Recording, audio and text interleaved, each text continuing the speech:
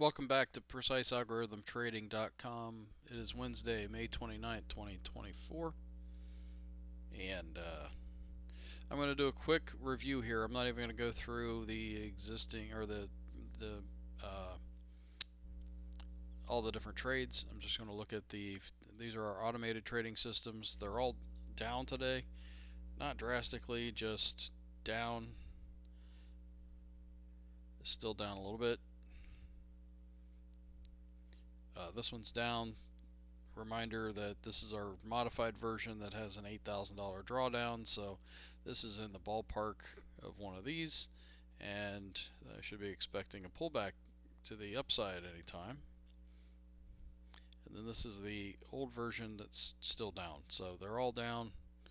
Uh, that's the kind of day it was in a lot of ways. So let's go to um, Thinkorswim. This is the S&P 500. We hit that new all-time high. We hit that all-time high on the Dow as well. Let's flip to the actual SPX. Oh, that's interesting. It's not putting in a red candle yet. The futures are, but this one's not. The actual index.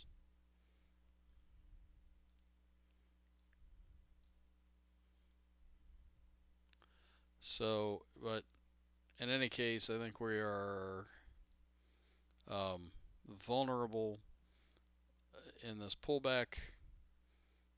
If you haven't noticed, I put the True Momo indicator back up, which is really a version of momentum. And anyways, I've added a couple little nuances to it, but I really like it for pairing with our 30 period moving averages, which are now 15. But the same principles go, and you can see actually that when this price broke back here really bearishly, the oscillator went under zero, and that's the midline there. And in some cases, like when it's really bullish, it broke under zero and then right back up. We get all this back and forth, never breaks under zero through that whole thing. And now we're kind of doing one of these, and the question is going to be, are we going to break under zero and get ugly, or are we just going to stay? And this is the kind of thing that we could be setting up for. So, of course, we could be breaking all the way down to a 50% pullback, which would be that line right there. However, I don't think that's going to happen all at once because we're already at the bottom of the Keltner channels on the hourly chart. And you can see that we're starting to bottom out like it has in the past. It can get deeply oversold, and then you get a nice little signal back up again, and then a break above the 50% line. That's kind of what I'm looking for at some point here, unless it just gets out of control to the downside.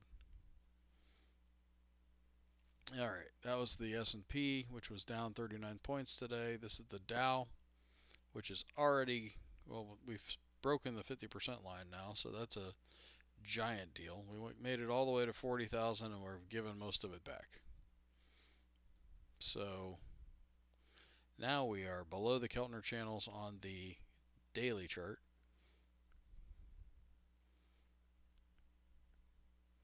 And the question is going to be, are we going to put in a higher low and then go lower? That's really what we're going to be watching for.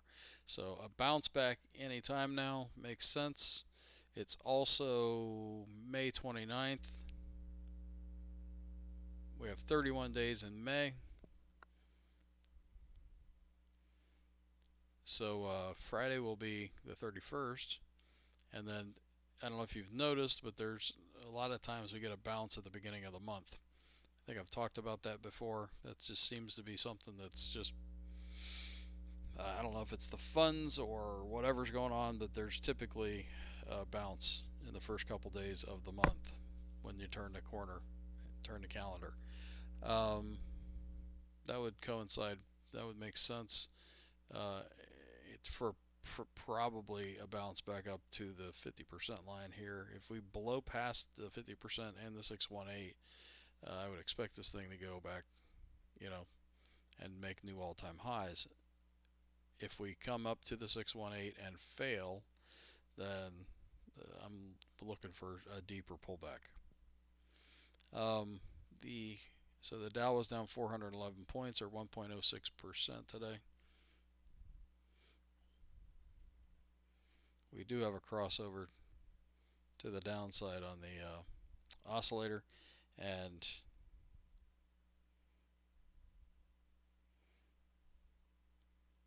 so we'll see how bearish it gets. It's already pretty bearish for this big down move. The Russell went down 30 points, or 1.48%. Same kind of a story. We're underneath the Keltners over here on the hourly chart. Probably want to watch the Russell, see if that puts in. That's the lower high. We'll come back up. See what happens here. This could be a head and shoulders, inverted head and shoulders pattern. So that'll be something to watch for. Oh yeah, I wanted to look at. Well, let's look at the Nasdaq first. So the Nasdaq's been on a tear, still continuing to do well. But let's look at the S&P, or let's look at the Dow from a weekly standpoint. That could still be a head and shoulders too, inverted. Weekly.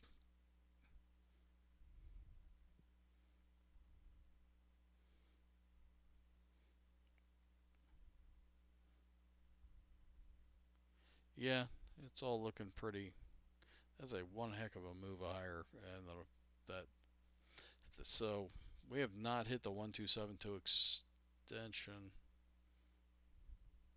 which was based on the daily. So that's something. All right, the transportation index has gone way lower, and now we're beyond this pivot. So the question is going to be, are we going to go all the way back down here? We're also still at a 50% line.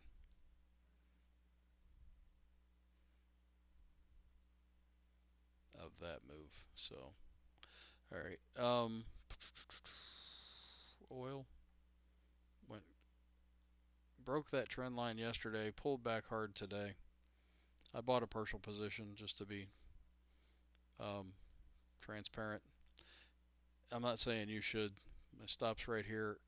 When I get a pullback up on the hourly chart, if we get that, I will buy the rest of my position. And right now I'm looking forward to fill this gap, at least partially, on the price of oil. I'm also going to be watching for a turnaround on the oscillator. Gold is rolling over pretty hard. It looks an awful lot like it put in a marginally higher high, and now it looks like how the Dow started out to the downside.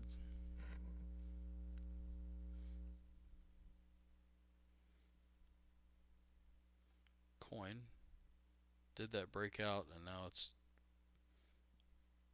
pulled back a little bit, but it sure looks like a good trend to me. BITO, similar look.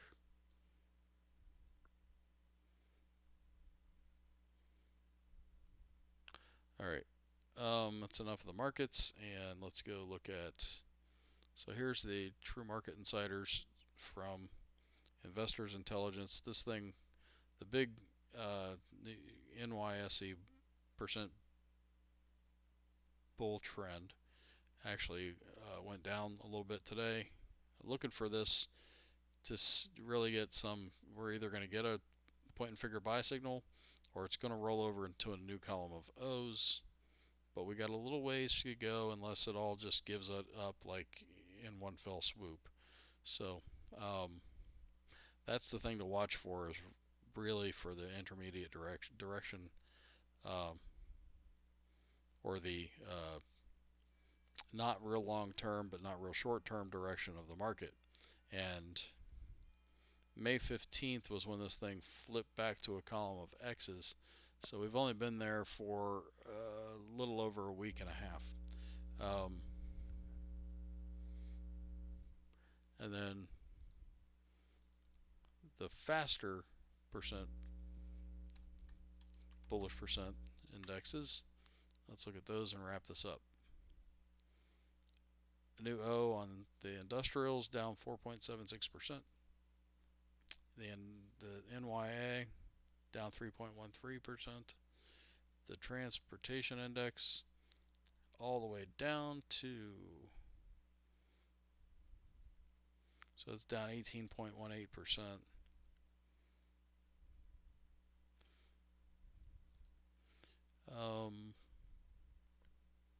The NASDAQ down 1.95%.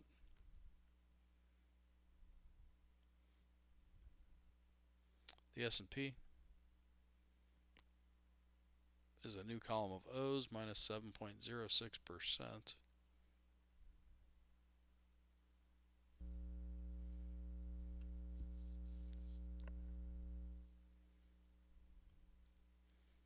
The S&P 100, two new O's, down 5.97%. And the NASDAQ 100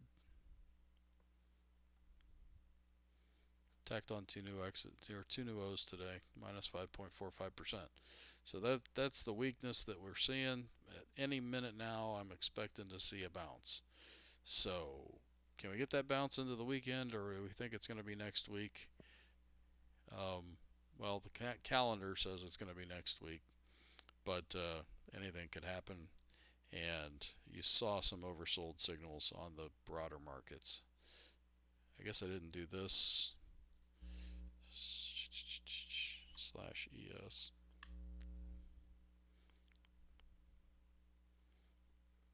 Still above the cloud. The VIX has really popped here, although it's nothing like what it was. So can we just get up to the Bollinger Band and then settle out a little bit like we've done in the past?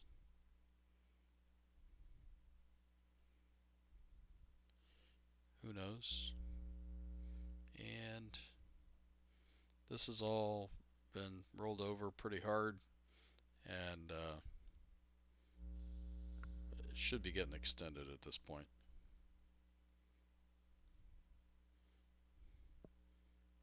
And then you put them all together and it's looking pretty extended.